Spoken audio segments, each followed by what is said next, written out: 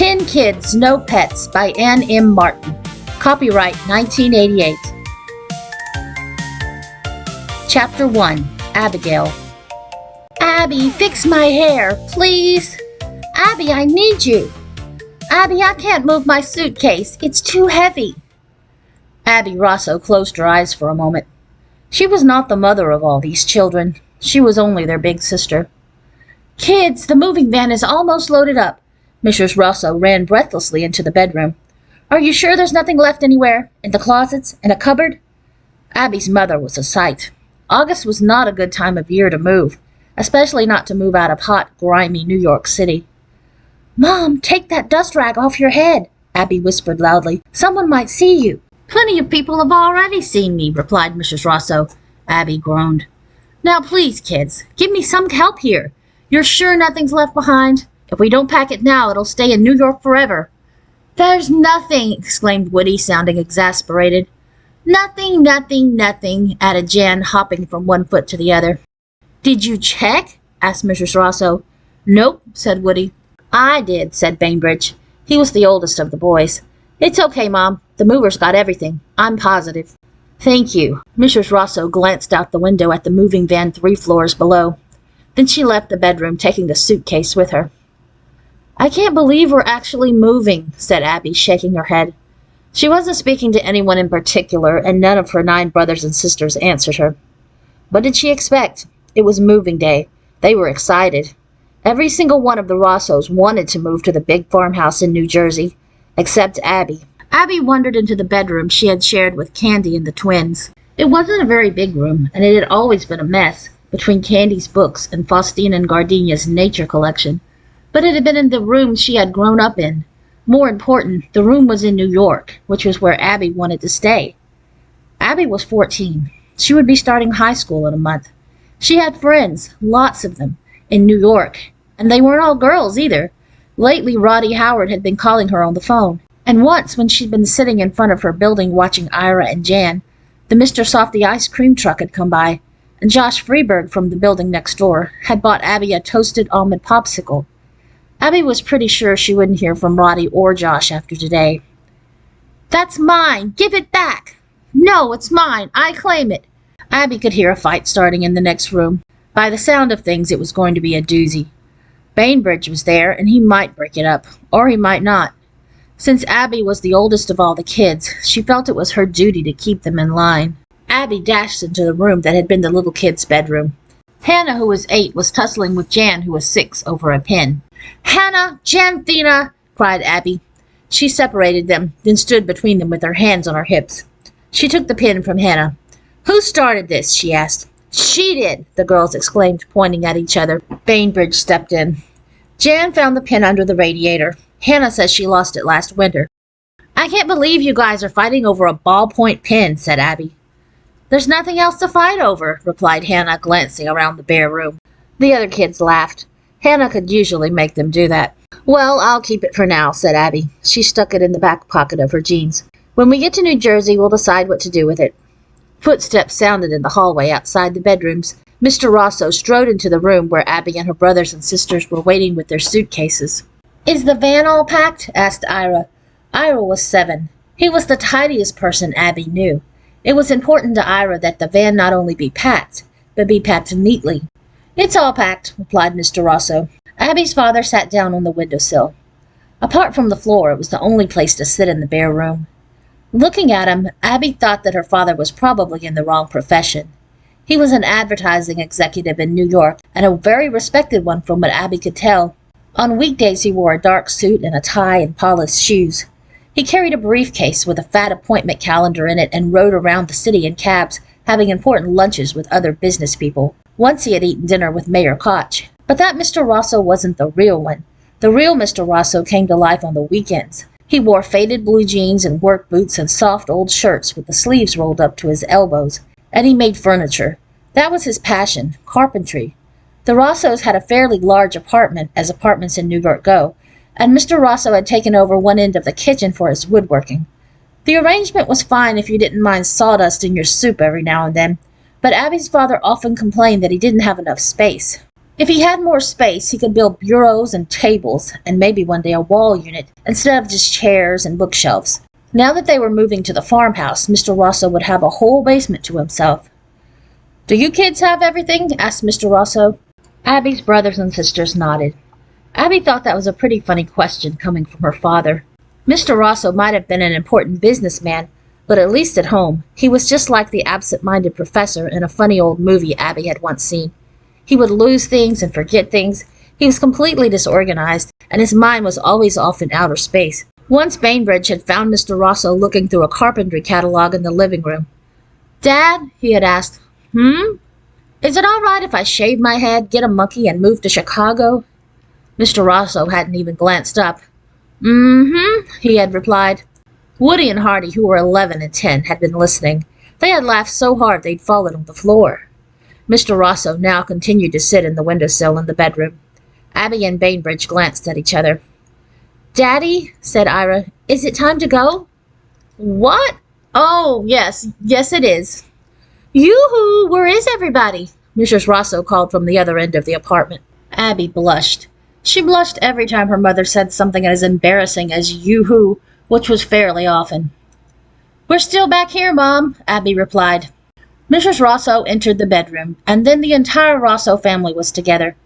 There were Abby's parents, Abby herself, and Bainbridge, Calandra, who was called Candy, Dagwood, Woody, Eberhard, Hardy, Faustina and Gardenia, or Deanie, Hannah, Ira, and Janthina, Jan.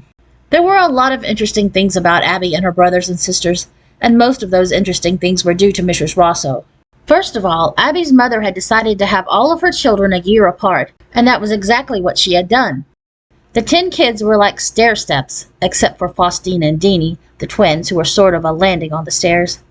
Abby was 14, Bainbridge was 13, Candy was 12, Woody was 11, Hardy was 10, Faustina and Deanie were 9, Hannah was 8, Ira was 7, and Jan was 6. Then there was the business of their names. It was apparent to most people that some of the kids had highly unusual names. It was apparent to a few people that the kids had been named in alphabetical order, A for Abigail, B for Bainbridge. What nobody outside the family knew was just how Mrs. Rosso had chosen those particular names. She had a system for naming her children, just as she had a system for almost everything she did. Mrs. Rosso liked systems and rules. Her rules were not the no sweets before dinner or the no Saturday morning cartoons kinds of rules. They were rules that involved running the house, such as glasses must be put in the cupboards according to height, or books, records, and tapes must be shelved in alphabetical order, or clean clothes must be put away at the bottom of the pile so that the clothes on top were used first. That way, she had explained once, they wear out evenly. All of her rules were designed to save time and money, 2 things you don't have much of in a 10-kid family. The naming system was a simple one. Abigail was the first Rosso child, and her name was the first name on the A page in the girls' half of Mrs. Rosso's dog-eared book called What Shall We Name the Baby? Bainbridge was the second name on the B page in the boys' half. Calandra was the third name on the C page in the girls' half. This was a fine system, Abby thought, if you didn't mind winding up with children named Eberhard and Gardenia. Abby and Hannah and Ira were nice, normal names. Faustine and Calandra were romantic and old-fashioned sounding. But Bainbridge? Dagwood? It was no wonder poor Woody got into so many fights. Maybe, Abby thought, when they moved to the farm, the kids in Woody's new school wouldn't find out what his real name was. That was one advantage to Dagwood's awful name. He could shorten it. So could Eberhard. But Bainbridge was stuck. Luckily, he was easygoing, and for some reason, when kids found that out about him, they didn't tease him so much. "Well, if you're all ready," said Mrs. Rosso, interrupting Abby's thoughts, "then it's time to get into the van." The van was not the moving van, of course, but the minivan the Rossos had bought as soon as they bought the farmhouse. They traded in their little Toyota Celica, which had been fine for short drives in the city with 2 or 3 kids, for a minivan that held all 12 of them with room to spare. The Rosso kids, especially the younger boys, loved the van. They tore out of the apartment and began thundering down the hall to the elevators. Mr. and Mrs. Rosso followed. Abby took her time. "I'll be right there, Mom," she called. Abby left the little kid's room and went back to her own room for one final long look. She gazed out the window. "This is the last time I'll see this view," she thought. The view was of the brick apartment building across the street, a newsstand, the Aloha Deli, and Mr. Ho's flower shop. Abby let her eyes drift from one to the next and back to the apartments. There was Mr. Feynman's old cat snoozing on the windowsill. Abby had seen Puddin there every morning for as long as she could remember. And there was Mr. Feynman himself, peering down at the Rossos in the van from behind his lace curtains. Mr. Feynman was the neighborhood spy and tattletale. No kid could get away with anything if he was at the window. Abby wandered out of her room and along the hall to what had been the older boys' room. She saw the dent in the wall from the time Woody had thrown a shoe at Hardy and missed. She saw the marks on the door jamb where Bainbridge had kept track of the car wrecks he'd seen from the window. Abby's footsteps echoed woodenly as she walked through the empty rooms. Without furniture, the apartment looked huge. Maybe they didn't need to move after all. They had plenty of space.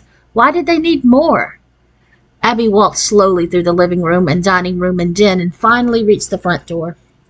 She paused there, drew in a deep breath, and left the apartment. Last time, she thought, as she rode the elevator to the ground floor. My last time in our apartment building.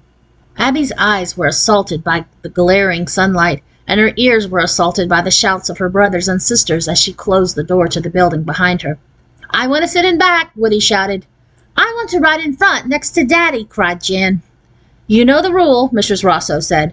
"Biggest kids in back, littlest in front, in alphabetical order," which was also age order. "And I sit next to Daddy. Now everybody in. Come on, Abby."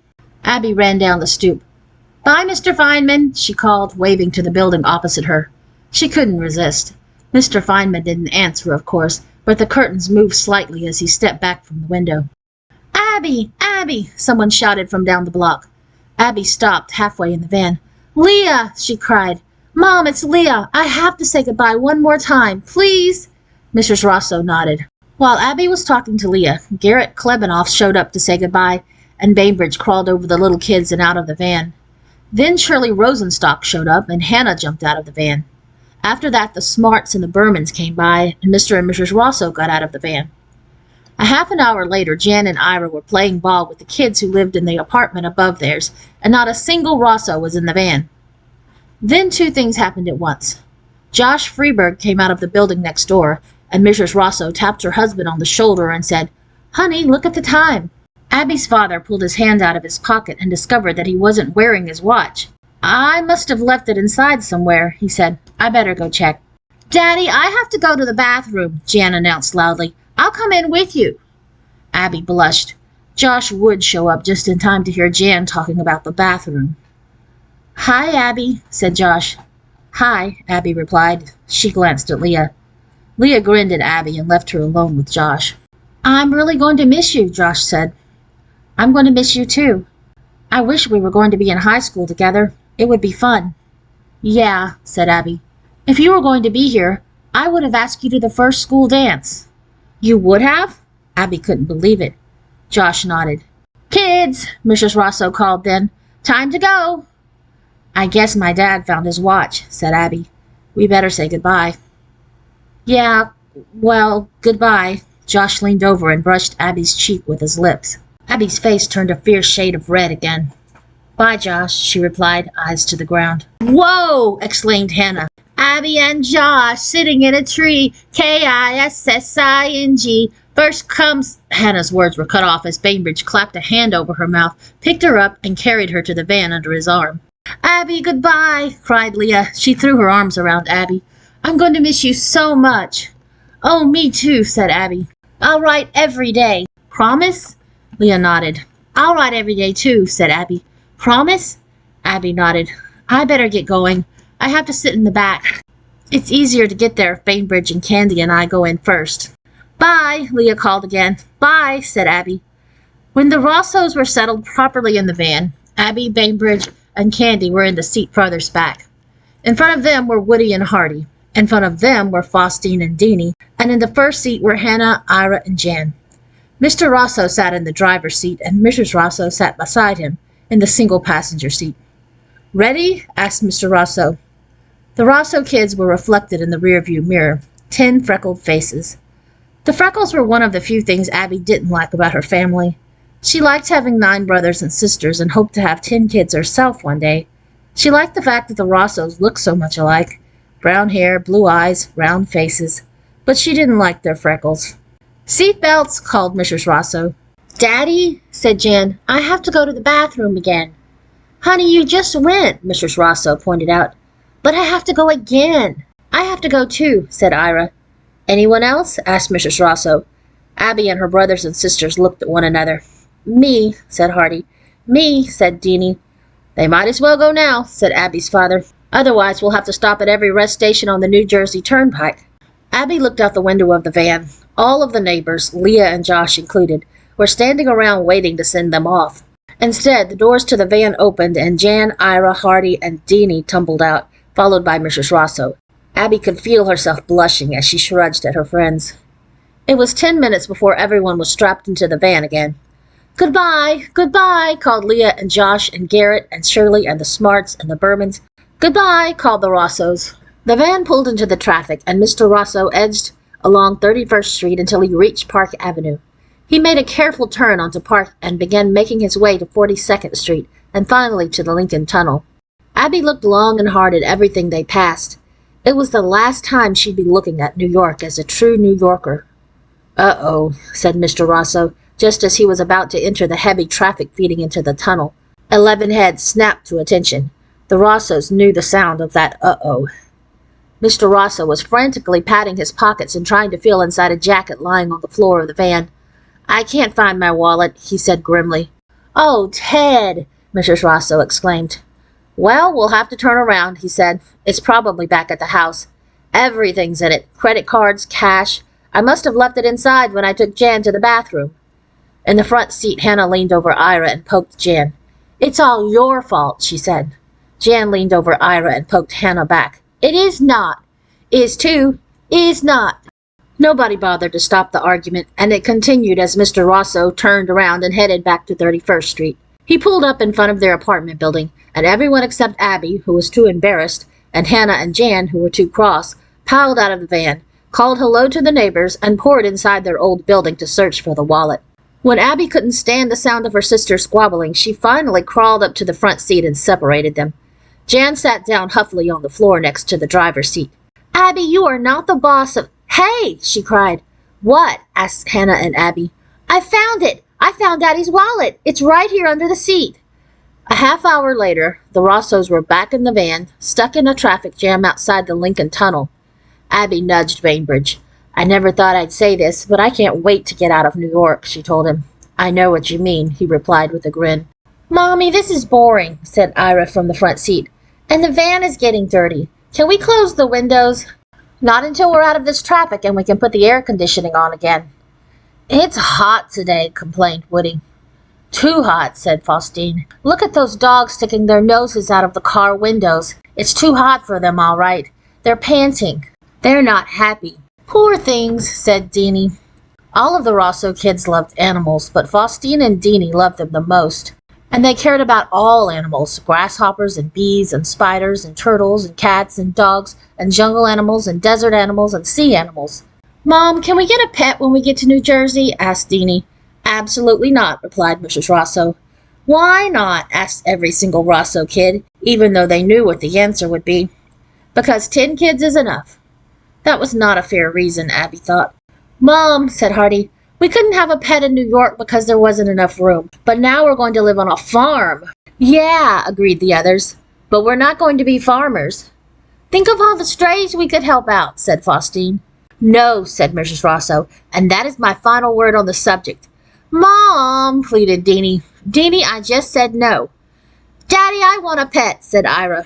"I have to go to the bathroom," cried Jan. "I'm getting car sick," moaned Hannah. "Children, your father can't—" "Screech!" Mr. Rosso jerked on the brakes just in time to avoid hitting the car in front of them. "Everybody be quiet," roared Mr. Rosso. Hey, way to go. Drive much?" called several voices to Abby's left. She glanced out the window.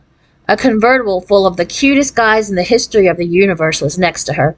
The boys were pointing at the van and laughing. Abby slumped so far down in her seat that she was almost sitting on her neck. She wanted to die. She just wanted to die. Pet or no pet, New Jersey couldn't come fast enough. Chapter 2. Calandra. The Rossos had been living in their new house for almost 2 weeks. Candy thought it was just like a house in a fairy tale, but not everyone agreed with her. Mr. Rosso said it was unkempt. The stone steps leading to the back door were cracked, and moss was growing on them in spongy patches. Columbine trailed lazily up and down one side of the house. Now, in August, it looked dusty, and the leaves were a dull, faded green. By late spring, though, they would be shiny and bright again, and Candy knew from the books she read that big, colorful blooms would open. Another side of the house was overrun with Virginia creeper. Mr. Rosso said the Virginia creeper would have to go. It was destructive and choked out other plants. But Candy still thought the farmhouse was one. One hot morning in the middle of August, Candy awoke early. For a moment she lay in bed listening to the birds calling to each other. In New York she sometimes heard pigeons and sparrows. Here in the country she heard many different birds, but she couldn't identify them. She would have to ask Faustine and Deanie about them. They knew everything about wildlife. Candy reached over and turned on the radio as quietly as she could. She didn't want to wake Abby, who was asleep in the other bed, although not much could wake Abby. In New York she had slept through every single nighttime car crash that Bainbridge had kept track of. "Today's weather," said the radio announcer in a tinny voice, "is going to be another killer. The heat wave continues. The high is expected to reach 98. With 90% humidity, it's not going to be real pleasant around here, folks." But it'll be better than New York, thought Candy, even without air conditioning. Candy switched the radio off. She pushed her sheet back and silently swung her feet to the floor. Then she tiptoed into the bathroom, where she had put her shorts and shirt and sneakers the night before. It was an old habit. In the bathroom she could dress in peace, and she didn't have to worry about waking anybody. With 9 brothers and sisters, you had to think of those things. Candy crept downstairs to the kitchen, where she found her mother sitting at the table, reading the paper and sipping coffee. "Hi, Mom," she said. "Morning, my early bird." Candy smiled. She liked her mother's nickname for her, and she liked being an early bird. The silent moments of the morning were her favorite part of the day. "Is Dad gone already?" Candy asked as she poured herself a glass of orange juice. Mrs. Rosso nodded. "He just left. He has an early meeting today." In New York, Mr. Rosso had been able to get from the front door of the Rossos' apartment to the door of his office in 20 minutes flat. In New Jersey, he left the house, was picked up by a carpool at the end of the driveway, and was driven to the train station. When he reached New York, he took a subway to his office. He arrived there 2 hours after he'd left the farm. It was a big adjustment for him. Candy sat opposite her mother and opened the secret garden, which she had brought downstairs with her. "Goodness, honey, you're almost finished with that," said Mrs. Rosso, looking at the place Candy had opened her book to. "Didn't you just start it?" Replied Candy, already half lost in the story. "Next I'm going to read A Tree Grows in Brooklyn, and then maybe I'll reread The Yearling." Candy suddenly had an idea. She looked up from the story. "Mom," she said, "if we got a pet, we could name it Flag, like the deer in The Yearling." "Sorry, honey, no pets. 10 kids is enough." "Right. Today," said Candy, trying to ignore the sting of disappointment she felt, "I'm going to look for a secret garden." Candy had spent part of every day searching for a secret place. She needed one. All of her life she dreamed of a place where she could go and just be Candy, alone. She wanted a spot where she could read her books and not be disturbed, where she could daydream and not be teased about it. She had never had such a place. In New York, the Rosso apartment had been overrun with her brothers and sisters. Going outside was no better. As soon as she opened the door, she ran into neighbors, the Smarts or the Bermans or Shirley Rosenstock or somebody, and Mr. Feynman was always spying from his window. Candy had dreamed that she'd have a room of her own in the new house, but that hadn't worked out. The farmhouse was bigger, but it wasn't a mansion. It had 5 bedrooms instead of 4. One was for her parents, of course. The others had been divided up among the 10 children according to some system of Mrs. Rosso's that Candy hadn't quite followed. All Candy knew was that while she had more rooms, she didn't have her own room. She shared with Abby. The twins had another room, and just as in New York, the older boys, Bainbridge, Woody, and Hardy, shared the 3rd room, and the youngest children, Hannah, Ira, and Jan, shared the 4th. The arrangement was fine, but Candy still wanted someplace private and preferably secret. Mrs. Rosso smiled. "A secret garden? You'd probably have better luck looking for a secret place in the house." "Really?" said Candy. "Why?" "Just a thought. This house is over 100 years old, and the real estate agent said something about it having been once part of the Underground Railroad." "You mean the people who lived here hid slaves and helped them escape to Canada?" That's right. Still, said Candy, it doesn't mean that there was a secret passage or something. The slaves might have been hidden in a root cellar, or maybe in the barn, or even a chicken coop. True, it was just a thought. Candy was more intrigued than she sounded. She decided to talk to Hardy that day. Hardy was an amateur detective. At least he thought he was. He had shortened his name, Eberhard, to Hardy, partly because his favorite detectives in the world were the Hardy boys. Hardy wished he could be their brother, even though Woody had pointed out that then his name would be Hardy Hardy, and he had added, har har, get it? Hardy Hardy har har? But Hardy didn't care. Neither did Candy. So what if Hardy hadn't solved any actual cases, hadn't captured a jewel thief or tracked down a kidnapper? He was good at figuring things out and finding lost items. Maybe he could help her find a stop on the Underground Railroad. Leave me alone! No, leave me alone! Don't touch me! Jan and Hannah came crashing into the kitchen. Why do they always have to be the next ones up, Candy wondered. Why couldn't Ira or the twins get up next? They were much quieter. While her sisters messily poured out grape nuts, Candy ate a piece of toast and made her getaway. With her book tucked under her arm, she ran down the cracked stone steps, rounded a corner of the house, and past the tree with the twisted wisteria vine twining around its trunk. She headed off in a different direction than usual. The Rosso's house sat on 15 acres of land, so there were plenty of places for Candy to explore. One morning she found the crumbling foundation of what her father thought might once have been an ice house. It had been a good spot to read, for a while. Then Woody and Hardy had found her. Another time, Candy had found a tiny brook. In her excitement, she had made the mistake of telling her brothers and sisters about it. Within minutes, they'd all been there, shouting and waiting and trying to catch minnows with their hands. Candy walked for a long time. She walked until she wasn't sure she was on the Rosso's property anymore, but she didn't find a place that was secret or private or hidden. She leaned against an old ash tree, read until she finished the secret garden, and then decided to find Hardy. It was time to ask him for help. Candy walked back to the house.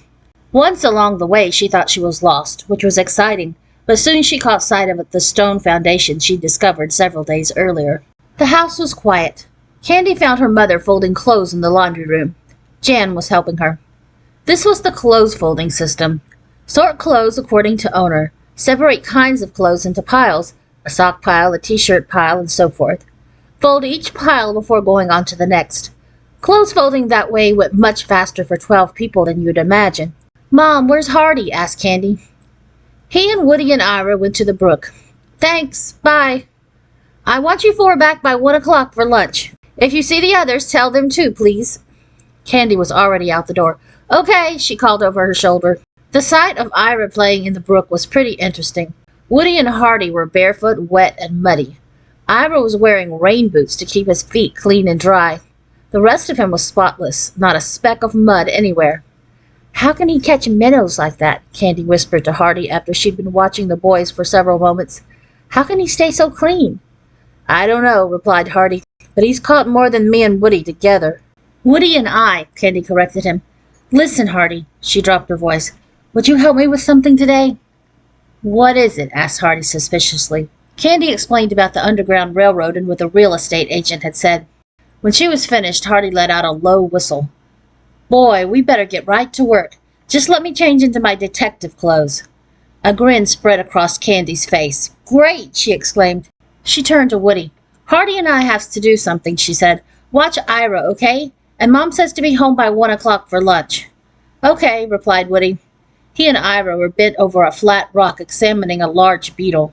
Ira examined with his eyes only. Woody poked and prodded. When Hardy emerged from his room sometime later, he was wearing a plaid hat and carrying a magnifying glass.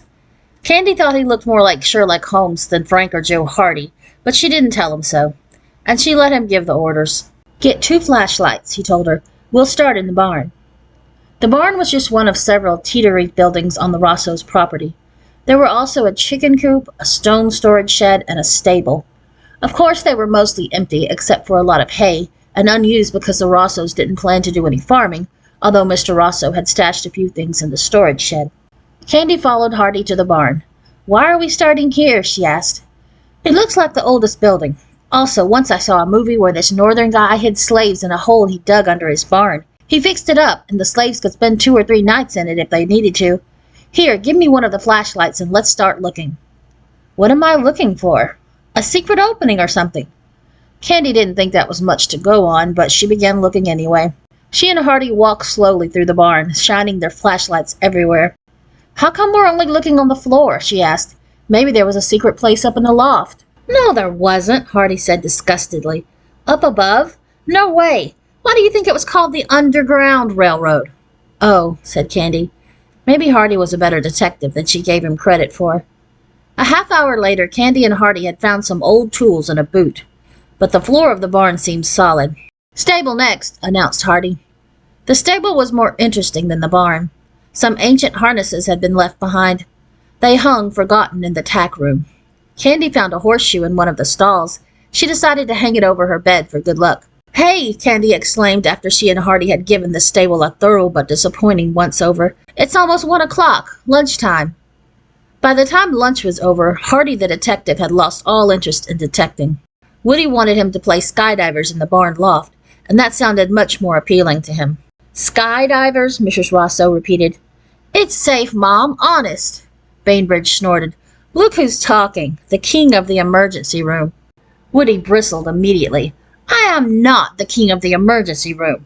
Oh, sure, said Hannah. Broken wrist, broken thumb, 3 broken toes, concussion, stitches in your forehead. All right. But, Mom, Woody went on, this game is safe. All we do is jump into the hay in the loft. Jump from where, Mr. Daredevil? Bainbridge, Abby, go with them and use your heads about things. But not literally, okay? Sure, they replied, grinning. Candy watched her detective run out the back door with Woody, Bainbridge, and Abby, followed by Ira and Jan. She sighed loudly. Honey, would you put the folded clothes away, please? Asked Mrs. Rosso. They're stacked in the laundry room. Candy went straight to the laundry room. She wouldn't have disobeyed her mother, but it wasn't as if she had anything better to do. She had to make 4 trips before she'd lugged all of the clean laundry upstairs. According to Mrs. Rosso's closed distribution system, Candy placed everything on her mother and father's big bed and grouped the piles by bedroom. Then she carried the boys' clothes to their room, the little kids' clothes to their room, and so forth. The sheets and towels were last. Candy opened the big cedar linen closet. Shelves ran up and down both sides. She stacked the flat sheets, the fitted sheets, the pillowcases, and the towels neatly on the shelves. When she was finished, she stepped as far into the closet as she could and leaned against the back wall, inhaling deeply. Cedar was one of her favorite smells, and thud! Candy suddenly stumbled backwards. Backward? Thought Candy with alarm as she fell. I was leaning against the wall. How could I fall backward? Candy looked around. In front of her was the linen closet with its piles of sheets. But she was in another room, a room she'd never seen before. A secret place in my own house, whispered Candy. It must be Narnia. I walked through a closet into another world, just like Susan did in The Lion, the Witch, and the Wardrobe. Of course, Candy wasn't in another world, but she was in a hidden room. She stepped cautiously back into the closet. Hey, you guys! She started to shout, but she stopped. She couldn't tell anyone what she'd found, or the room wouldn't be just hers anymore. She went back into the little room and pushed the door to the closet until it was almost, but not quite, closed. Then she examined her new surroundings. The room was in the shape of a lopsided rectangle, and it was very small. The only light that came in was from a small round window, which Candy had noticed from the outside of the farmhouse, but she hadn't been able to find it inside. The walls were wooden and rough, not plastered like those of the rest of the house, and everything was dusty. 2 pieces of furniture, both ancient-looking, occupied the room. A tall, skinny table with a drawer under the top and a straight-as-an-arrow wooden chair. Candy tried to peer out the window, but it was too dirty. She'd have to come back and clean it. Then she cautiously opened the drawer in the table. A small red leather book lay inside. On the cover, in gold letters, she read, Diary. Candy drew in her breath. This was better than anything she'd ever read about in a story. She removed the diary, sat down in the uncomfortable chair, and opened the cover of the little book. In careless handwriting in faded blue ink were the words, Celia McIntyre, age 12. My age, thought Candy. Not feeling the slightest bit guilty, she read the first page. It was dated January 1st, 1901. I have a secret room, it began, and now I have a secret diary to write in. Candy was intrigued. She settled back in the chair and became lost in Celia's life. From what Candy could gather, the McIntyres had lived in the farmhouse at the turn of the century. Celia was the youngest of 4 children, and her 2 older brothers and older sister were already married. In fact, Celia had a nephew who was older than she was. Celia seemed to be a con artist. She could get almost anything from anyone, especially her parents. She had her own pony to ride and a fabulous dollhouse, and was very proud of something she'd been given for Christmas called a fur muff. The one thing Celia's parents would not let her have, no matter how much she begged, was a pet in the house. The McIntyres were a farm family and had plenty of outdoor animals, but Mrs. McIntyre put her foot down when Celia suggested a house pet. "I want only one teeny little pet," Celia wrote, "but Mother says no." Candy could picture her pouting and knew just how Celia felt, angry and maybe a little lonely. It was amazing how much Celia and Candy had in common. The truth was, despite her 9 brothers and sisters, Candy sometimes felt lonely. She liked being alone, but at times she felt an emptiness that she was sure only a pet could fill. And she thought it was very unfair and selfish of her mother to say no to any pet at all. When Candy got tired of reading about everything Celia wanted, she skipped ahead. She turned randomly to April 10th and gasped. Celia's best friend had been given a parakeet, which she wasn't allowed to have, so she secretly gave it to Celia, who secretly put it in the little room and kept it there, hidden from her parents. "Wow," said Candy out loud. "Someone hid a pet here once." Candy sat in the room for over an hour, reading Celia's diary. At last, with a sigh, she returned it to the drawer on the table. Then she walked back into the cedar closet. She didn't want anyone to get suspicious about where she'd been. Candy smiled and hugged the wonderful secret of the room to herself. At last she had a place where she could go to be just Candy, alone. Chapter 3. Ira. "You hid it." "I did not. You just lost it. You're always losing things." "I am not." "R2. Am not." Ira awoke slowly. He awoke to the sound of his sisters quarreling. He buried his head under his pillow and tried to drown out the sound of their voices. But Jan and Hannah were very loud. Ira felt someone tweak his toes. "Get up, you lazy bones! It's the first day of school!" exclaimed Hannah. Ira sat up in a flash. The first day of school! How could he have forgotten? The summer was over. Today was the first day of 2nd grade, and Ira would go to a new school with new classmates and have a new teacher. His teacher's name was Miss Price, and she was in charge of room 2C. Ira had met her the day before when his mother had taken all of the Rossos to their new schools to register. Ira's stomach felt funny, not good at all. He remembered that it had felt that way the morning they were going to move, and his father had told him that his stomach had butterflies in it. Ira rolled out of bed and stuck his feet into his slippers. He had left them by his bed the night before. Then he pulled up the covers and tucked them under the mattress. It never took Ira long to make his bed. His big sister Abby had once said, "It's amazing. Ira even sleeps neatly." Ira couldn't help it. Neat was the way he was. And he couldn't help the way his family was either. He couldn't help that he had 9 brothers and sisters, or that some of them had names like Dagwood or Gardenia. Those things were just part of his mother's systems. But Ira was worried.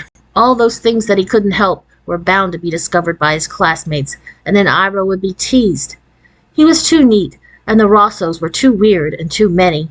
After breakfast that morning, Mrs. Rosso handed out 10 lunches in alphabetical order.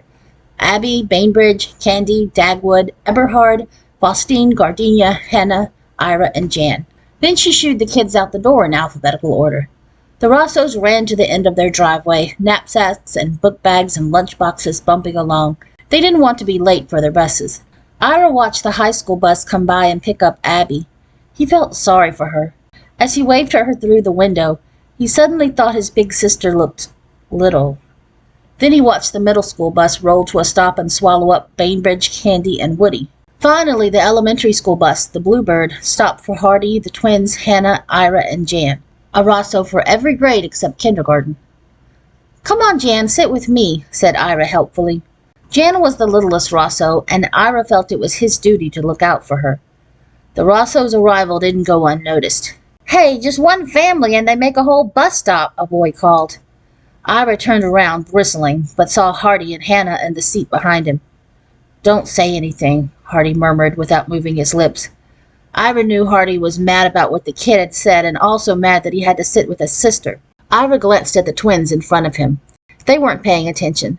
They were talking together in their own secret twin language, which was another thing. Wait till the kids heard Faustine and Deanie's funny words. Adults thought the twins' private language was cute. Kids thought it was weird. Ira ignored the other bus riders until the Bluebird pulled up in front of John Bowen Elementary. Then he took Jan's hand, led her to the front of the bus, and jumped down the steps with her to the sidewalk. The twins were already there. Hannah and Hardy followed Ira and Jan. "Do you guys know where you're going?" asked Hardy gruffly. He wanted to separate himself from the rest of the Rossos. "Yes," said the twins, and added privately, "Getchup." They giggled. "Yes," said Hannah, standing alone. "Yes," said Ira. "No," said Jan. "Don't worry, Jan, I'll take you," Ira told her gallantly. He looked around. He'd never imagined that a school could sit out in the middle of a cornfield and trees. John Bowen Elementary looked lost and lonely. It needed other buildings around it, skyscrapers and apartment houses and maybe a delicatessen or a candy stand. The twins and Hardy and Hannah walked off. "Come on, Jan," said Ira. Ira took his sister to room 1B and left her with Mr. Hepler. Jan looked like she was going to cry, and Ira wanted to stay with her and help her put her things in her cubby, but Mr. Hepler showed him to the door. "I'm right across the hall," called Ira to Jan as he spotted the pumpkin on the door of 2C. The butterflies in Ira's stomach were flapping around wildly. Ira stepped through the doorway. There was Miss Price writing something on the blackboard. "Good morning, Ira," she said warmly. "Let me show you to your desk." Miss Price led Ira to a desk in the front row. "This is yours," she said, "and over here is your cubby. You can hang your sweater on the hook and keep anything here that you don't put in your desk, okay?" Ira nodded. He took off his sweater and hung it up. Then he placed his lunchbox on the floor of the cubby. He put his pencil case inside his desk. There, he was ready for second grade. Ira sat at his desk. He folded his hands. He watched the other children arrive. Some of them looked at Ira, but none of them said anything. So far, so good. Maybe if Ira didn't say anything either, his classmates would never find out that he had 9 brothers and sisters. "Good morning, boys and girls," said Miss Price. She was standing in front of the blackboard. Ira's classmates stopped talking and running around. They slid into the chairs behind the desks. "My name is Miss Price," the teacher continued. She wrote Miss Price on the board. "Now you know my name," she said, "but I don't know all of yours. You can help me by raising your hand and saying 'here' when I call your name." Miss Price began to call the roll. Andy Asher, Erica Cashman, Cindy Dunham. Ira could tell she was reading the names in alphabetical order. Ira knew a lot about alphabetical order. Roger Pratt, here. Jean Reston, here. Ira Rosso. Ira raised his hand. Here. Miss Price paused. "Class, Ira is our new student," she said. "He's just moved here. And there's something very interesting about his family. Ira has 9 brothers and sisters." Miss Price sounded impressed. Even though Ira continued to look straight at Miss Price, he could feel every one of his classmates staring at him. His face grew warm, but he didn't move a muscle. How could Miss Price do such a terrible thing to him? Ira had barely opened his mouth, and the secret was out anyway. Darn that old Miss Price. Ira wanted to hate her, but hating your teacher was not a very good way to start second grade. Ira decided to give her one more chance, but only one more. Miss Price finished calling the roll. Then she handed out some books, spellers and readers and arithmetic workbooks. All morning Ira paid a careful attention to Miss Price. He listened to her and followed her instructions. At snack time nobody said a word to him. Ira sat by himself and ate his peach. Maybe John Bowen Elementary wouldn't be so bad after all, and so far Miss Price hadn't blown her second chance. When it was time for lunch, Ira lined up and walked single file with his class to the cafeteria. He sat at the end of Miss Price's table. His classmates talked and giggled and swapped the food in their lunch boxes. When the recess bell rang, Ira followed the others outside. The second graders had recess with the third graders. Ira stood on tiptoe and looked for Hannah. "Hey, kid, Ira?" Ira turned around. It was Roger Pratt from his class. "Hi," said Ira. "Do you really have 9 brothers and sisters?" Ira nodded. A few kids joined Roger. Ira didn't recognize all of them. "How come?" asked Jean Reston. Ira shrugged. "Do you all go to John Bowen?" Roger wanted to know. "Nope," replied Ira. "Only 6 of us do." A tall boy in the back of the crowd started to laugh. My friend says there's a new kid in his class named Eberhard Rosso. He must be your brother. Eberhard, hooted a couple of girls. In my sister's class, said Jean, there are 2 girls, twins, named Faustine and Gardenia. Faustine and Gardenia Rosso. So, said Ira fiercely. So those are the weirdest names we've ever heard, said Roger. And, continued Jean, I heard this new girl say she's even got 2 brothers named Bainbridge and Dagwood. The kids laughed harder. Roger fell onto the blacktop and rolled back and forth, clutching his stomach. Leave it to Hannah, thought Ira. Hannah and her big mouth. She must have told about Bainbridge and Dagwood. You know who Dagwood is? Said Roger, still laughing. He's a goofy cartoon character. I saw him in an old comic, Dagwood Bumstead, and he ate big sandwiches called Dagwoods. Dagwoods? Dagwood Bumstead? All of the kids were laughing, but they weren't paying attention to Ira. They were watching Roger. Ira crept away and sat on the bottom rung of the monkey bars. He decided to stay there until the bell rang and recess was over. He didn't even get up when Roger called to him. Hey kid, want to play kickball? No, Ira replied. The field's too muddy. And my name's not Kid, it's Ira. Ira watched Roger put his arm across Andy Asher's shoulders. The 2 of them walked away laughing, their heads bent together.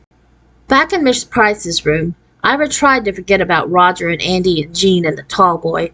He fixed his eyes straight ahead and listened to his teacher. Class, she said, it's time for sharing hour. Every afternoon after recess, you'll have a chance to share something special or important with the class. Does anyone have anything to share today? Ira listened to Erica Cashman talk about her kitten. The class seemed very impressed. Then he listened to Cindy Dunham telling about the new cow on her dairy farm, and Andy telling about the laser tag game he had gotten for his birthday. The other kids oohed and awed. Ira got an idea. Does anyone else have something to share? Asked Miss Price. Ira waved his hand. Miss Price looked a little surprised. Yes, Ira, she said. Come on up to the front of the room. Ira stood up. He could hear a few kids snickering. He heard somebody say something about 10 kids. Well, said Ira, I want to tell you about all the animals on our farm. We don't have just pigs and cows and stuff. We have 2 ferrets and a boa constrictor. Ew, said Jean. And a monkey. That's why we moved to the farm. There wasn't room for any animals in our apartment in New York. So Daddy said, I guess we'll just have to get a farm. Then you can have all the animals you want. And we found a hurt bobcat, so we're keeping it till it gets well. And we have a parrot. And we're going to get a lion cub. Ira, Miss Price broke in, are you sure about that? Ira nodded. Yes. My father works for an advertising company, and sometimes they make commercials for TV, and they use this lion cub in a commercial. But it doesn't have a home, so we're going to take it. We've got lots and lots of room on our farm. Wow, exclaimed Roger. Do you really have a boa constrictor? Yep, said Ira, and a tarantula. How big is the bobcat? Asked Jean. It's not full grown, Ira replied. It's about this big. He held his hands apart. What does the snake eat? Asked Andy. Mice, said Ira. We have a whole cage full of them. The classroom was buzzing. The kids could barely pay attention to Miss Price that afternoon. As soon as the bell rang at the end of the day, Ira's classmates crowded around him. Has the tarantula ever bit you? Asked a boy whose name Ira couldn't remember. What would you do if the snake got loose? Asked Jean. Ira and the kids walked into the hall together. Ira smiled. Friends at last. The next day during sharing hour, Jean Reston raised her hand. I don't have anything to share, she said. I just want to ask if Ira can bring some of his pets to school. I'll have to ask my mom, replied Ira. On Monday, Jean repeated her request. My mom said no, Ira told the class. On Tuesday, Andy raised his hand. I want Ira to bring in a picture of his tarantula, and also of his boa constrictor eating a mouse. Our camera's broken, Ira said. He saw Andy and Roger look at each other and roll their eyes. On Wednesday, Roger announced, Guess what? My mom said anytime it's okay with Ira's mom, I can go over to his house and see the animals. So, Ira, just ask your mother and tell me what she says. Ira felt a knot in his stomach. Okay, he said in a small voice. Ira didn't sleep very well that night. What was he supposed to tell Roger? That his mother had said he could never invite a friend over? That didn't sound very nice, or very likely. Ira lay in his bed with the covers kicked back. He listened to the gentle sleeping sounds of Jan and Hannah. Another thought occurred to him. He did, after all, have 9 brothers and sisters. One of them was bound to have a friend over who was bound to say that there wasn't a single animal on the Rosso farm, not even a chicken or a cow, let alone a tarantula or a bobcat. There was only one thing to do, Ira decided, and he would do it right away. Ira tiptoed out of his room and listened for sounds that would tell him where his parents were. After a moment he heard the TV and knew they were downstairs in the living room watching the news. When Ira had been little, 4 or 5 years old, he used to wonder what his parents did after he and his brothers and sisters went to sleep each night. Now that he was 7, he knew. They only did 2 things. They watched the news on TV, then they went to bed. Pretty boring. "Mom?" said Ira, pausing in the doorway to the living room. Mrs. Rosso looked up, concerned. "Ira, are you sick, honey?" "No," he replied, and then he burst into tears. Mrs. Rosso turned off the TV set, and Ira told his parents everything about Miss Price and his classmates and the animal stories. "I just wanted the kids to like me," he finished up. "And now they want to see the animals," Mr. Rosso said thoughtfully. Ira nodded. He was cuddled up between his parents on the couch, but he felt miserable. "I want Roger to come over, but he'll find out we don't have a tarantula or a snake or a bobcat." The Rossos were quiet for several moments.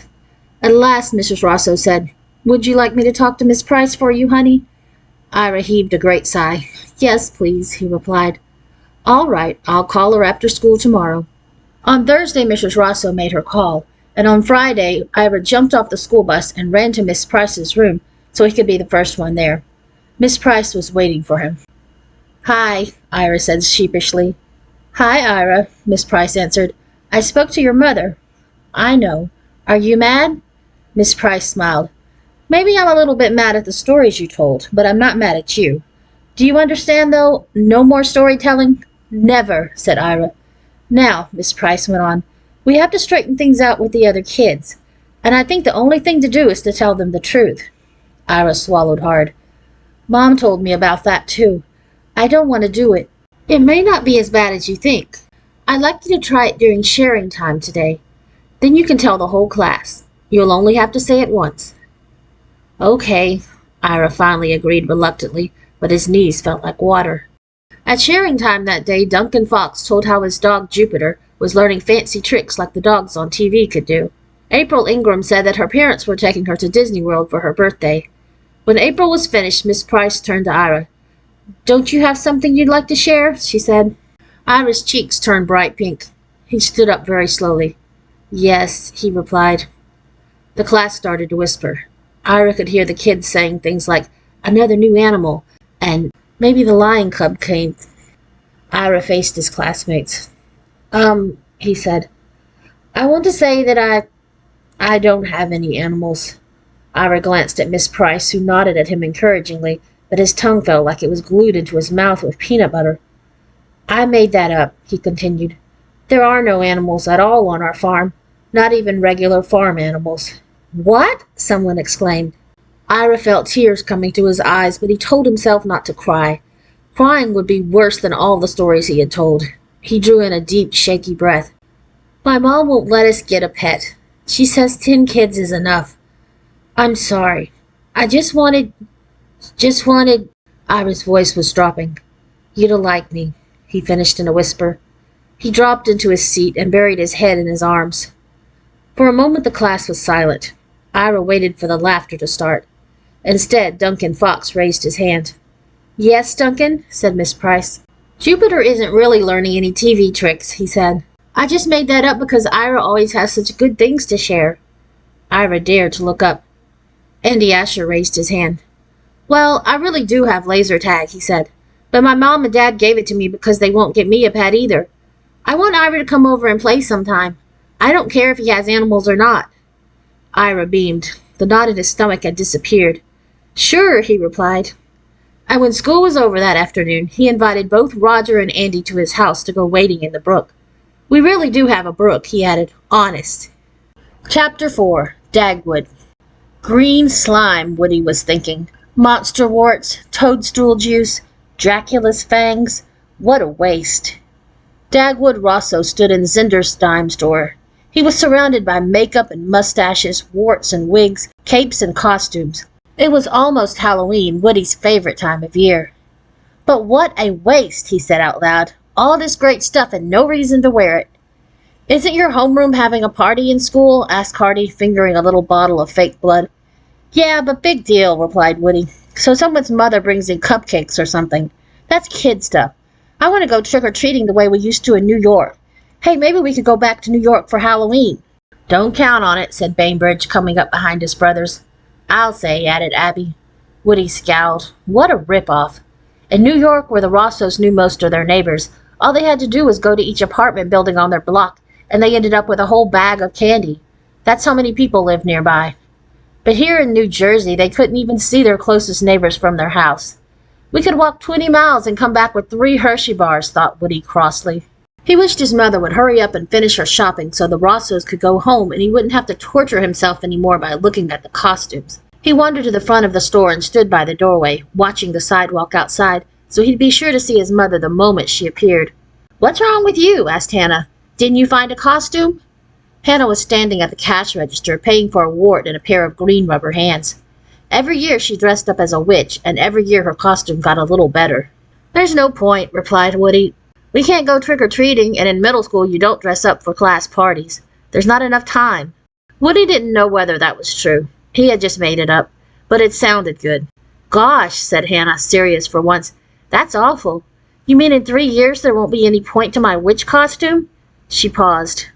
Then she blurted out, well, why don't we ask Mom if we could have a Halloween party? Huh? A party for our friends at our house. We can have prizes for costumes, and we'll play games and give out candy. It won't be like trick-or-treating, but it would be fun. Quick, get everyone to agree before Mom comes. Okay, replied Woody, feeling slightly awed. A Halloween party really could be fun. It wouldn't be like trick-or-treating, but it would be a whole lot better than just sitting at his desk eating a cupcake with a pumpkin face on it. Woody began to think of all the things they could do at a Halloween party. His heart began to beat faster. He ran off in search of the other kids. Woody found Jan in the toy department looking at a stuffed cat. Will you buy this for me, Woody? She begged. Can't, he replied. Where's Ira? Over there. Jan pointed to the candy counter. Come on, we have to round everyone up. Why? You'll see. Woody grabbed his sister by the wrist, got Ira by the other wrist, and led them back to the aisle where the Halloween supplies were displayed. Hannah had found Faustine, gardenia, and candy, and Hardy, Abby, and Bainbridge were right where Woody had left them. What's going on? Asked Abby. I've got an idea, said Hannah. Let's ask Mom if we can have a Halloween party at our house. Wouldn't that be great? We can't go trick-or-treating, and Halloween's on a Friday this year, isn't it? Think of all the stuff we could do. You mean like Bob for apples? Asked Deanie. Her twin nudged her. Blow bark. Deanie nudged her back, shaking her head. In cad Sam. They looked at each other seriously, identical freckled faces. Dagwood frowned. He never knew what to make of the twins. Anyway, Hannah continued, we could give out prizes for costumes.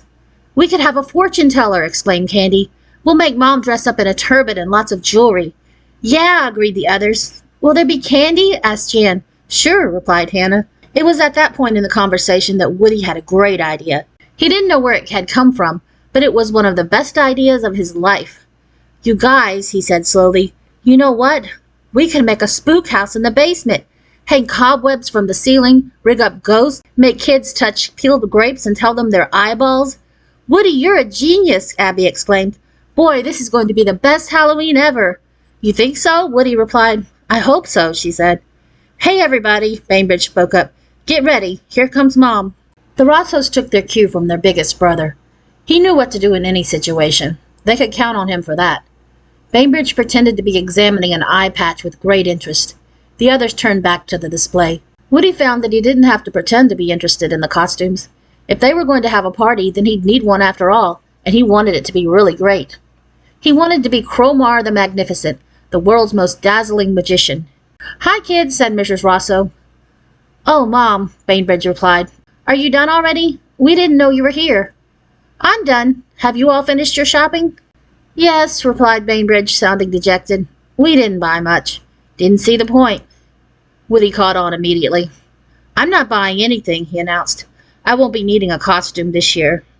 But Woody, Mrs. Rosso looked concerned. You love Halloween. I know, Woody hung his head. We can't go trick-or-treating, though. Our neighbors are too spread out. And in school, we're just going to have a dumb old class party. It's too bad there's not even a school party, a big one, that kids of all ages could go to, added Abby. It is too bad, Mrs. Rosso agreed, shepherding her children out of the store. Hey, said Bainbridge, as if an idea had just occurred to him. Maybe we could have our own party. Nah. What do you mean, nah? Said Mrs. Rosso. Bainbridge, that's a great idea. It would help you get to know some more kids. If each of you invited 2 friends, let's see, that would be 30 people. Mrs. Rosso was standing by the door to the van, gazing above her, lost in thought. Woody turned to Bainbridge and secretly, excitedly, gave him the thumbs-up sign. Bainbridge grinned back. By that evening it was settled. Mrs. Rosso had mentioned the party to Mr. Rosso, who of course had agreed to the idea. Actually, Woody wasn't sure his father had heard the question. He'd been poring over his plans for the wall unit he was finally going to build. Mrs. Rosso had made several valiant attempts to capture his attention, and had finally given up. So a party with 30 children is all right with you? She had asked. Mrs. Rosso took that as a yes. Woody was beside himself with excitement. Cromar the Magnificent, he told Hardy. That's who I'm going to be. We'll have to make another trip to Zinder's. I need that top hat I saw there, and a wand. Maybe one of those wands that collapses when you hand it to some... Hey, oh wow, I just had another great idea. What? Asked Hardy. Jan, she hasn't made up her mind about a costume. She never knows what she wants to be. I'll ask her to dress up as my assistant.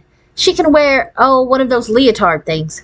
Woody's mind was racing. Halloween was only 3 weeks away. There was so much to do. Over the next 2 weeks, piece by piece, Woody put together his Cromar costume. There was a box of old clothes, mostly bits and pieces of past Halloween costumes, in the attic of the Rossos' new house. In it, Woody found a cape, a black cummerbund, and a snappy black bow tie. If he put them on with his white dress shirt, black dress pants, and shiny black dress shoes, he'd look dashing and mysterious. At Zinder's he did buy the hat and collapsible wand, as well as a red paper carnation to pin to his shirt. Jan agreed to be his assistant.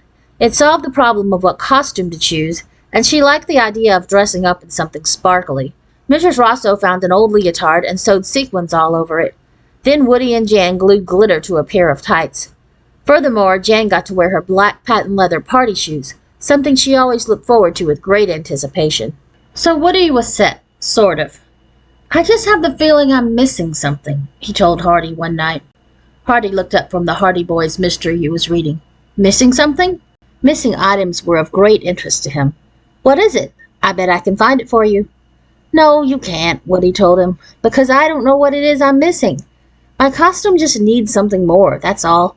It's a good costume, but I think I need a prop. You've got a prop, said Hardy. You've got 2. You've got the wand and Jan. I know, Woody frowned. He was sure he was missing something. His problem was solved in school the next day. When Woody entered his homeroom, the first thing he saw propped on a desk in the second row was a sign painted on white oak tack. Free rabbits, it said. Sign up now. At the bottom was a picture of a pink-eyed, cotton-tailed bunny. A rabbit, Woody thought. Perfect. Woody approached the desk. Hi, Bart, he said to the boy behind the sign. Hi, Woody. Bart peered at Woody through glasses as thick as the petri dishes they used in science class. You've got rabbits? Asked Woody. Yep, replied Bart. Fluffernut just had another litter. She keeps having them. My mom says I have to either find homes for all the babies or get rid of Fluffernut. Whoa, Woody said slowly. You want one? Asked Bart hopefully. Well, I was wondering if I could just borrow one. You want to borrow a baby rabbit? Only for one night. But I have to give these rabbits away. I don't want them back. How come you want to borrow one? Because my mom won't let us have a pet. But on Halloween, my brothers and sisters and I are going to have a party, and I'm going to be Cromar the Magnificent, a magician. And a magician needs a rabbit to pull out of his hat. By the way, you're invited to the party. Woody hadn't intended to ask Bart to the party, but Bart was nice enough, and Woody knew him as well as he knew any of the other boys in his class. He also knew that serious, bespectacled Bart, who tended to spit when he said his S's, wasn't very popular and would probably be thrilled with the invitation, and therefore more apt to lend Fluffernut's baby to him. I'm invited? Bart repeated, his voice rising to a squeak. Sure, replied Woody generously. So can I borrow one of Fluffernut's babies? I guess so, said Bart. I'll bring one with me to when I come to the party. So it was settled. Woody was confident that he'd have one of the best costumes at the party.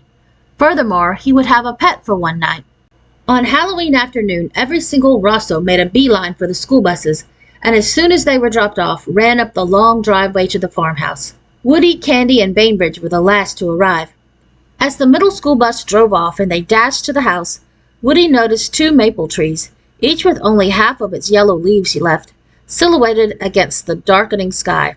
The smell of hickory smoke was in the air, and since the temperature had been dropping steadily all day, Woody could see his breath for the first time that fall. The moon was going to be full that night. It hung palely in the sky now, but later would turn an orange almost as brilliant as the pumpkin sitting on the front porch. "We're here!" cried Woody as they crashed through the door and tossed their things in the back hall. "Great," said Mrs. Rosso, looking up from a plate of sandwiches she was fixing. "There are all sorts of things to be done. Abby and the twins are decorating the family room. I need someone to help me with the food. Jan needs someone to help her with her costume. And Woody, you better get to work in the basement." "Sure," replied Woody, but first he wandered through the house, just looking around. He felt more excited with every step he took. A grinning jack-o'-lantern sat in the hallway by the front door. Someone had suspended several paper bats from the ceiling. In the family room, orange and black crepe paper was strung from side to side and corner to corner, and a bunch of orange and black balloons was tied in the very middle of the room. Woody finally went to the basement, but not until after he had recruited Bainbridge, Hardy, and Hannah to help him with the spook house. Following Woody's eager directions, they wound a rope from pole to pole, from dryer to work table, forming a walk to follow through the darkened room. Woody had worked hard planning the spook house. It would be lit only by flashlights shining through gruesome masks. The guests would feel cobwebs on their faces, hear the haunted house track from Woody's sound effects tape, and generally be scared silly. By 6:30, everything was ready. The food had been set out. Woody and his brothers and sisters were wearing their costumes, and Mr. Rosso, who had left the city early, was sitting behind a wooden stand in the family room, a turban wrapped around his head. He was Madame Zilva, the fortune teller. Mrs. Rosso had turned down the job offer. 20 guests had been invited to the party, and by 7:15 they had all arrived. Bart showed up with a small white bunny as he had promised, and Woody dropped the rabbit into his hat and strutted around with Jan all evening. Sometimes he would flap his cape around him, laugh mysteriously, and cry, "I am Cromar the Magnificent!" Madame Zilva was a big hit. Woody had his fortune told twice. The first time his father said, "I see that you have recently moved to a farm. In your future I see 7th grade. In your past I see 5th grade." "Dad," Woody complained. The second time his father said, "I see someone healthy, wealthy, and wise in your future. Yes, you are going to marry Benjamin Franklin." Woody laughed and gave up. He escorted Jan through the spook house. "Ew," she kept exclaiming. "Yuck." The evening sped by. Food was eaten, apples were bobbed for. A neighbor from miles away was invited over to be an impartial judge of the costumes. Woody was awarded a wind-up Frankenstein for most realistic costume. At 9:30, parents began arriving to take the guests home. "Guess what?" Bart said to Woody when he saw his mother at the door. "I can't take the rabbit home with me. Fluffernutt is going to have some more babies. I had to tell Mom I was giving you the rabbit." "Oh yeah," replied Woody. He thought. Instead of panicking, he said, "Don't worry about it. I'll figure something out." Woody put the rabbit in a box, put the box in his bedroom, and closed the door. Then he helped his family clean up. With 12 pairs of hands at work, and Mrs. Rosso's cleanup system in full swing, the house was quickly back to normal except for a few decorations that Jan insisted on leaving up. As soon as Woody and his brothers were in their bedroom, Woody opened the box and showed them Fluffernutt's baby. "Why is it still here?" asked Bainbridge sternly. "Because Bart's mother won't let Bart take it back. Fluffernutt is going to have babies again." "Well, what do you think you're going to do with it?" "Keep it," Woody grinned. "It's homeless now. Don't you think Mom will feel sorry for it?" "Not on your life," said Abby's voice. She poked her head into the room. "She'll find a way to give it back. She'll see right through us. She doesn't fall for anything where a pet is concerned. I just don't understand her. She is so selfish about pets. It's not as if one of us was allergic or something." "Yeah," agreed Candy, appearing behind her sister in the doorway. "Boy, is Mom unreasonable." "Who else is out there?" asked Woody. "All of us," said Abby. "You guys better come in and close the door," said Bainbridge. The kids crowded into the boys' room. "Well," said Woody, "I finally got us a pet." But, said Bainbridge, what are we going to do with it? Silence. Finally, Candy spoke up. I know a place where we can hide it. She heaved a great sigh, hating to give up her one and only spot for privacy, but it was worth it for a pet. I found a secret room. Come on, I'll show you. Nobody really believed Candy, so they followed her amid groans and comments such as, oh sure, and yeah right. But when Candy pushed open the back of the linen closet, the comments changed to, I don't believe it, and why didn't you show us before? Candy told them the whole story about wanting a private place and discovering the room. She even showed them Celia's diary. See, Woody, she said, Celia hid a pet in here once. We can hide the rabbit. We'll have a pet and Mom and Dad won't even know. Yeah, said Woody slowly. Abby? Asked Candy, turning to her older sister for permission. 18 eyes fixed their gazes on Abby. I guess we can try it, she said. But remember, this is a secret, everybody. It's the only way we'll get to have a pet. Okay, Jan? Jan was very poor at keeping secrets, but she nodded her head solemnly. So the rabbit was named Secret and hidden in the dark, musty room. Woody fixed up a cage for him, and he and the other Rosso kids took turns bringing him fresh water and carrots and lettuce. After 3 days, Jan said, He never hops around anymore. After 4 days, Hannah complained, All he does is sleep. It was the twins who were able to speak the truth. He's depressed, they said. We can't keep him cooped up in this room. He needs sunshine and fresh air. He needs to hop around outside. Woody nodded unhappily. The twins were right. They knew everything about animals. Besides, anyone could see that Secret was miserable. All right, that does it, exclaimed Woody. I'm going to talk to Mom. What? Screeched Hannah. Keep your voice down, Woody hissed. He faced Hannah and the twins, who were with him in the hidden room. Do you want Mom to discover this place? Well, how are you going to talk to her about Secret without telling her where we've been keeping him? Hannah wanted to know. Don't worry, I'll manage it. Hannah, who was sitting at the table, leaned forward and buried her head in her arms. Oh, brother, she moaned. Hannah, Deanie said firmly, give Woody a chance. Yeah, agreed Faustine. Besides, Secret is dying. So Woody went downstairs in search of his mother. It was unusual to find her alone. With 10 kids, somebody was almost always in her lap or asking for help or trying to give her help. But Woody found her in the living room paying bills with only the radio for company. Mom, he said, and then he told her the story of Secret. Mistress Rosso was not amused. And where is this rabbit right now? She wanted to know. He's upstairs, replied Woody. You've been keeping him in your room all this time? Well, not exactly. Sort of in Candy's room. That wasn't a lie. Not really. Candy and Abby are in on this? Mistress Rosso asked in surprise. Well, we all are. Woody's mother didn't press the issue. She appeared to be thinking. But before she could say anything, Woody spoke up again. Mom, please can we keep Secret? I mean, keep him like a regular rabbit? He's getting sick cooped up in the box with no sunshine or fresh air. I should think so, agreed Mrs. Rosso. So can we move him downstairs? Take him outside to play? Mrs. Rosso shook her head. No, Woody. Mom, Woody cried, why not? You know the rule. But I don't understand it. Honey, there's nothing to understand. No pets means no pets. You'll have to find another home for Secret. And fast, please. Woody stormed upstairs. Told you so, said Hannah, who'd been listening. You didn't tell me anything, Woody barked at her. And the secret room is still a secret, so there. But the secret rabbit isn't, and now we can't even keep him. What are we going to do? Don't worry, snapped Woody. I'll take care of it. The next day, Woody returned from school in a much better mood. He called his brothers and sisters into the hidden room. Right after school started this fall, he said, this kid in my class, Clark O'Shea, well, his dog was hit by a car and killed.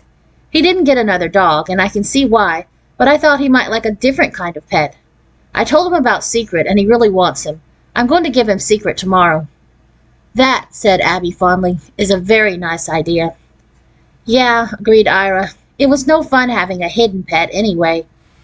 So the Halloween party was a success. The Rosso kids gained a secret room, although Candy lost her privacy, and Secret found a home.